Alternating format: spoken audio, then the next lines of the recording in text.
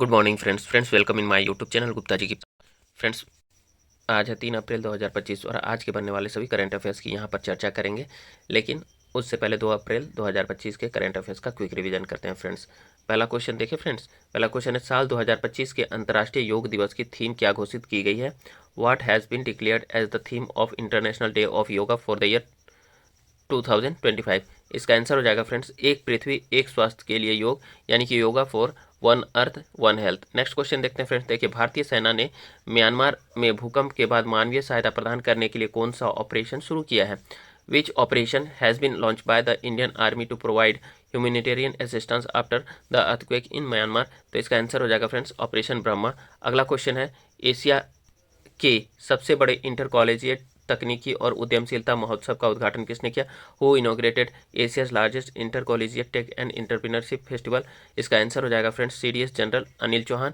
अगला क्वेश्चन है फ्रेंड्स, भारतीय वायुसेना किस देश में आयोजित बहुराष्ट्रीय वायु अभ्यास इनकियोस 25 में भाग ले रही, यानी Indian air force is participating in the multinational air exercise Ineos 25 held in which country? तो इसका आंसर हो जाएगा friends, Greece.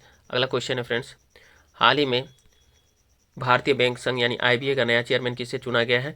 Who has been recently elected as the new chairman of Indian banks association? इसका आंसर हो जाएगा friends, Shri चल्ला श्रीनिवासलू शेट्टी। अगला question है फ्रेंड्स, हाल ही में तमिलनाडु सरकार ने कसामपट्टी पवित्र उपवन को किस श्रेणी में नामित किया है? Recently the Tamil Nadu government named Kasampatti is sacred grove in which category? इसका आंसर हो जाएगा फ्रेंड्स, जैव विविधता विरासत स्थल यानी बायोडाइवर्सिटी हेरिटेज साइट। अगला क्वेश्चन है फ्रेंड्स, हाल ही में खबरों में रहा चिकन नेक कॉरिडोर भारत के लिए क्यों महत्वपूर्ण है?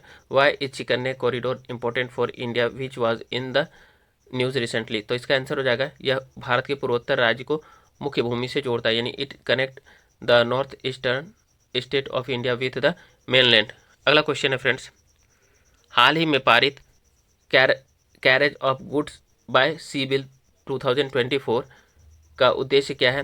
तो इसका आंसर हो जाएगा फ्रेंड्स, अच्छा इसका इंग्लिश भी देख लीजिए, what is the objective of the recently passed carriage of goods by sea bill 2024? इसका आंसर हो जाएगा फ्रेंड्स, बंदरगाहों के प्रबंधन को एकीकृत और सुव्यवस्थित करना, यानी कि integrating and streamlining the management of ports. अगला क्वेश्चन है फ्रेंड्स, हाल ही में महाराष्ट्र सरकार ने किस नदी से जलकुंभी हटाने का निर्णय लिया है? Recently the Maharashtra government has decided to remove water hyacinth from which river? इसका आंसर हो जाएगा फ्रेंड्स, उल्लास नदी।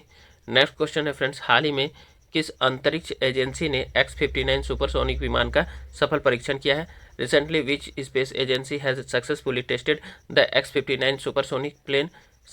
ठीक है, तो इसका आंसर हो जाएगा फ्रेंड्स, नासा। अगला क्वेश्चन है फ्रेंड्स, कौन सा राज्य एशिया कप हॉकी 2025 की मेजबानी करेगा? Which state will host Asia cup hockey 2025? इसका आंसर हो जाएगा बिहार। अगला क्वेश्चन है friends, JSW Indian open 2025 squash tournament के महिला एकल फाइनल में अनाहत सिंह ने किसे हराया? Whom did Anahat Singh defeat in the women's single final of the JSW Indian open 2025 squash tournament? Answer हो जाएगा फ्रेंड्स, हेलेन टेंको। अगला क्वेश्चन है फ्रेंड्स, भारत किस देश के सहयोग से अभ्यास टाइगर ट्रैम्प का आयोजन कर रहा है? इसका आंसर हो जाएगा फ्रेंड्स, अमेरिका। अगला क्वेश्चन है फ्रेंड्स, पंजाब सरकार ने झज्जर बचौली वन्यजीव अभयारण्य परियोजना के लिए कितना बजट आवंटित किया है? How much budget has been allocated by the Punjab government for the Jhajjar Bachauli wildlife sanctuary project? इसका आंसर हो जाएगा फ्रेंड्स, 324 करोड़ यानी 324 करोड़ रुपीज़। अगला क्वेश्चन है फ्रेंड्स, हाल ही में किस जापानी गणितज्ञ को 2025 के एबल पुरस्कार से सम्मानित किया गया? Which Japanese mathematician was recently awarded the 2025 Abel prize? इसका आंसर हो जाएगा फ्रेंड्स, मसाकी काशिवारा। चलिए फ्रेंड्स, अब हम लोग आज के करंट अफेयर्स की चर्चा करते हैं। पहला क्वेश्चन देखते हैं, हाल ही में किस राज्य को तपेदिक यानी टीबी परीक्षण में अपने उत्कृष्ट प्रदर्शन मान्यता मिली है? Which state has recently been recognized for its excellent performance in tuberculosis it means TB testing? तो इसका आंसर हो जाएगा बी, तेलंगाना। डिटेल्स देखते हैं फ्रेंड्स। देखिए, हाल ही में तेलंगाना राज्य को तपेदिक यानी कि टीबी परीक्षण में अपने उत्कृष्ट प्रदर्शन के लिए मान्यता मिली है। तेलंगाना को प्रभावी टीबी परीक्षण और नियंत्रण के लिए मान्यता दी गई है। अगला क्वेश्चन है फ्रेंड्स, हाल ही में वर्तमान में भारत की दुग्ध उत्पादन क्षमता कितने मिलियन मीट्रिक टन हो गई है, यानी कि at present India's milk production capacity how much million metric tonne. तो इसका आंसर हो जाएगा friends D 239 million metric tonne. ठीक है, चलिए डिटेल्स देखते हैं फ्रेंड्स। भारत दुनिया में सबसे बड़ा दुग्ध उत्पादक देश बनकर के उभरा है, जिसकी वर्तमान दुग्ध उत्पादन क्षमता जो है 239 मिलियन मीट्रिक टन है। ठीक, केंद्रीय पशुपालन और डेयरी मंत्री राजीव रंजन सिंह उर्फ ललन सिंह ने लोकसभा में घोषणा की है कि भारत अगले 5 वर्षों में 300 मिलियन मीट्रिक टन दुग्ध उत्पादन का लक्ष्य प्राप्त करने की दिशा में कार्य कर रहा है। राष्ट्रीय गोकुल मिशन यानी RGM, जिसे 2014 में शुरू किया गया था, इस वृद्धि का एक प्रमुख कारक रहा है।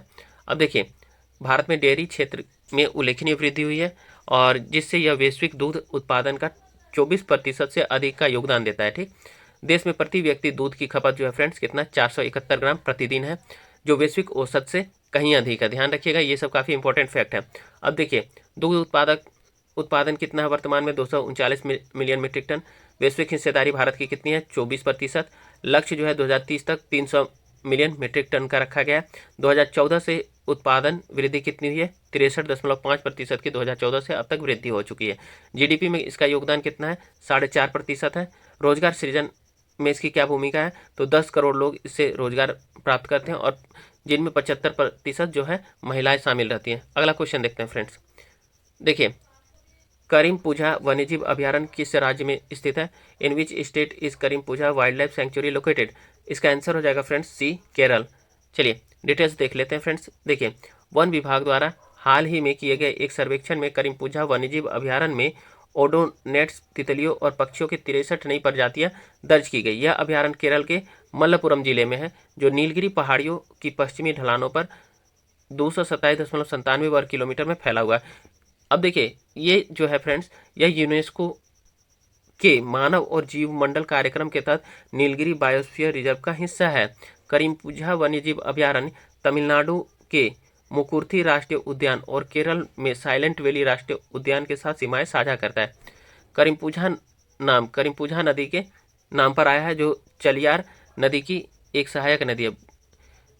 ठीक है, जो समृद्ध जैव विविधता का समर्थन करती है। अगला क्वेश्चन देखते हैं फ्रेंड्स।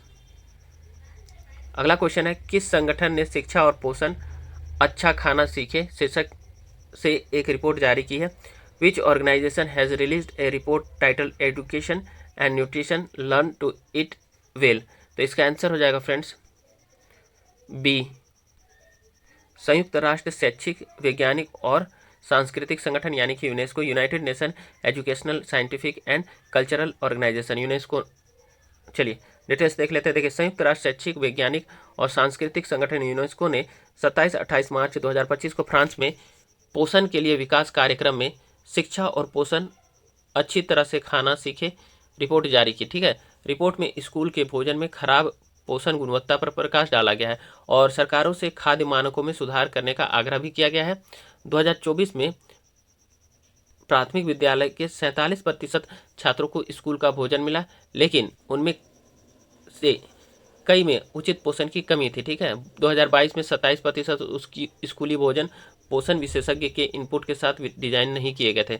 187 देशों में केवल 93 में स्कूल भोजन नीतियाँ थी। 65% में कैफेटेरिया भोजन मानक थे। अब बोल रहा है 1990 के बाद से जो है बचपन का मोटापा 2 गुना से अधिक हो गया है, जबकि खाद्य असुरक्षा एक चुनौती बनी हुई है। यूनेस्को अल्ट्रा प्रोसेस्ड विकल्पों की तुलना में ताज़ा स्थानीय रूप से प्राप्त भोजन की सिफारिश करता है। ठीक है फ्रेंड्स, अगला क्वेश्चन देखते हैं। देखिए, पार्वती द्वितीय या पार्वती 2 जल विद्युत परियोजना जो खबरों में थी किस राज्य में स्थित है?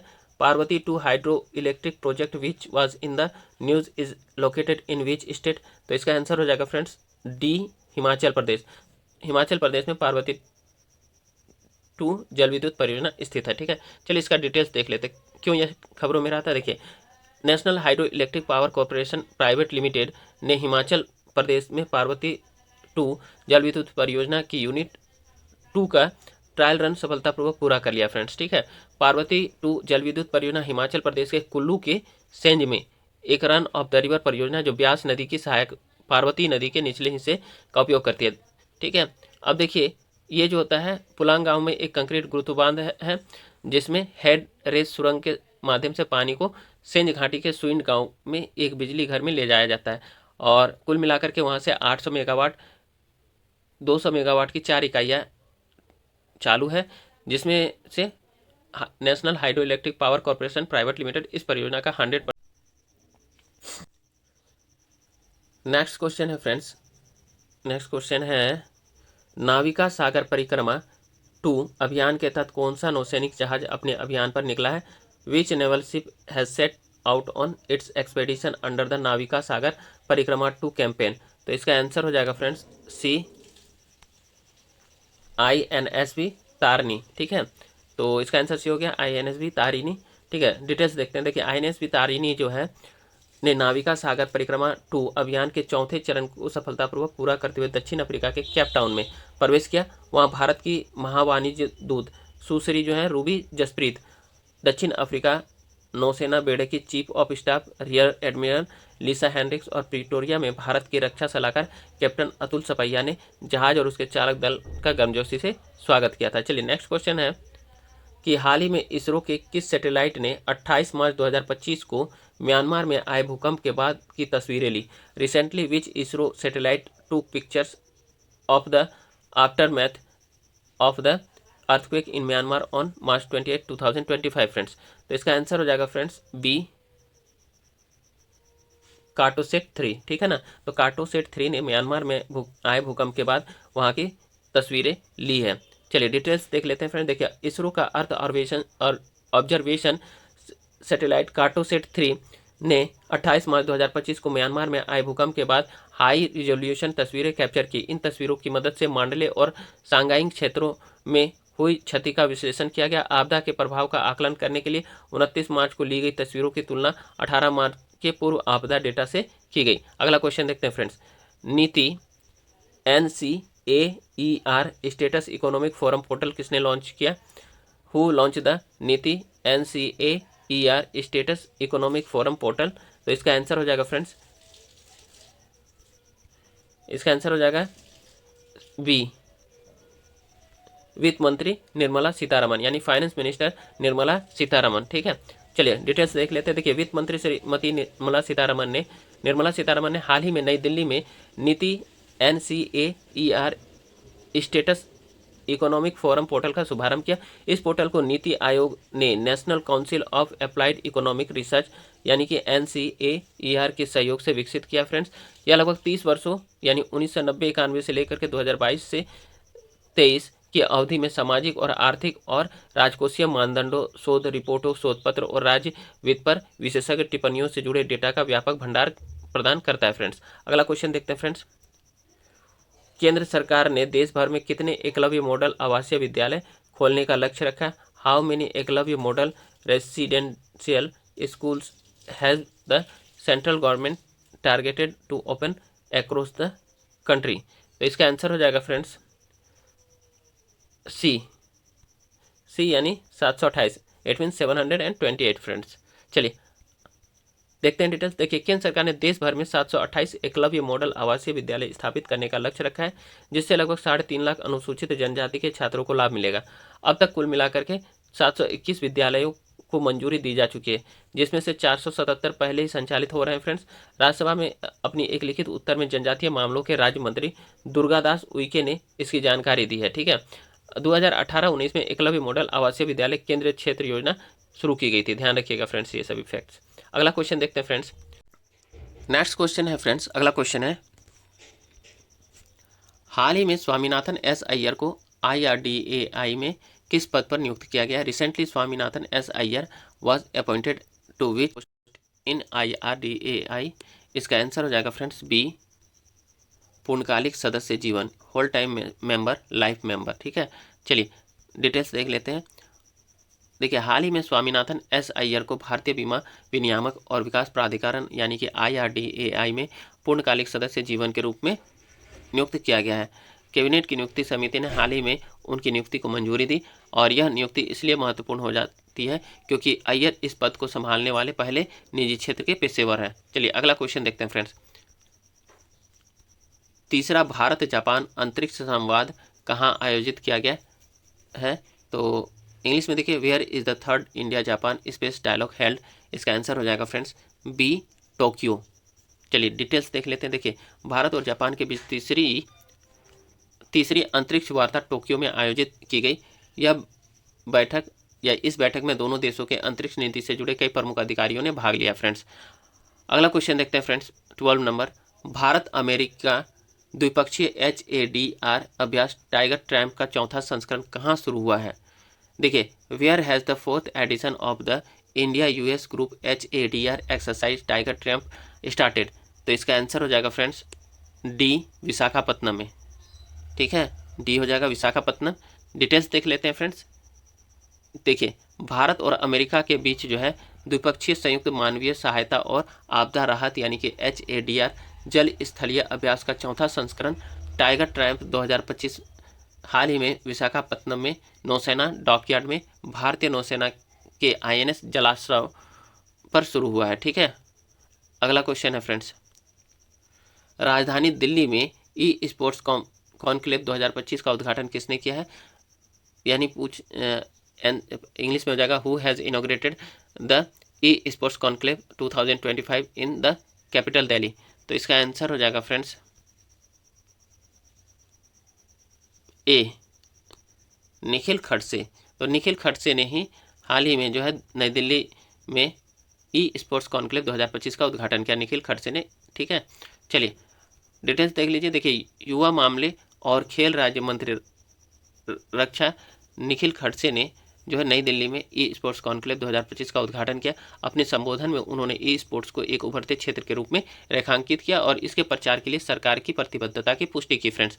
अगला क्वेश्चन है, हाल ही में केंद्रीय अन्वेषण ब्यूरो CBI ने अपना कौन सा स्थापना दिवस मनाया है friends? Recently which foundation day did the central bureau of investigation CBI celebrate, इसका आंसर हो जाएगा फ्रेंड्स बी, 62वां यानी 62nd।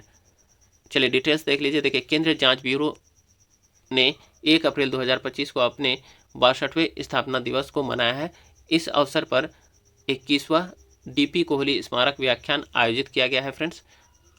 अगला क्वेश्चन है फ्रेंड्स, सरहुल महोत्सव मुख्य रूप से किस राज्य में मनाया जाता है? Sarhul festival is mainly celebrated in which state, इसका आंसर हो जाएगा फ्रेंड्स बी, झारखंड। ठीक है, तो अब डिटेल्स देखते हैं। देखिए, सरहुल उत्सव झारखंड और छोटा नागपुर क्षेत्र में आदिवासी समुदायों द्वारा वसंत और नए साल के उपलक्ष्य में मनाया जाता है।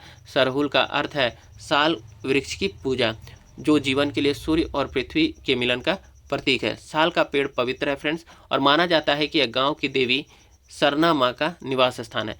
3 दिवसीय उत्सव में सफाई, साल के फूल इकट्ठा करना, उपवास, सरना स्थलों यानी पवित्र गृह पर अनुष्ठान होता है, बलिदान होता है, प्रार्थना और हड़िया चावल का बियर जो होता है के साथ सामुदायिक भोज शामिल होता है। उरांव हो गया, मुंडा हो गया, संथाल हो गया, खड़िया हो गया और हो जैसी जनजातियाँ सरहुल त्यौहार को मनाती हैं। चलिए फ्रेंड्स, आज का सेशन यहीं समाप्त करते हैं।